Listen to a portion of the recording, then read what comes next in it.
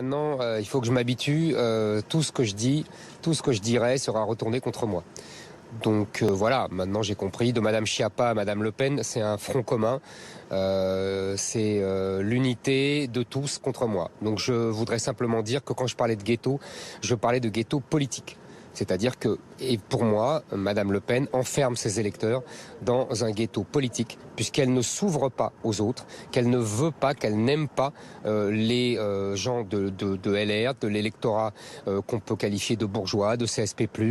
Vous voyez, elle n'en veut pas, elle les déteste, elle n'en veut pas, et donc, du coup, elle condamne ses électeurs des classes populaires à ne jamais arriver au pouvoir. Parce qu'on n'arrive en pouvoir que si il y a une alliance entre les classes populaires et les catégories plus bourgeoises, plus CSP+, etc. Voilà.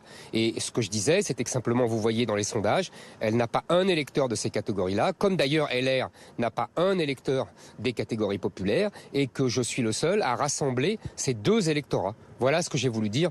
Évidemment, tout le reste est interprétation malveillante. C'est le terme, c'est la sémantique qu'elle note, c'est le terme ghetto. Oui, mais je peux garder ce terme. C'est elle qui enferme ses électeurs dans un ghetto politique, exactement comme les communistes faisaient dans les années 60. Ils étaient puissants, importants, mais ça ne débouchait sur rien.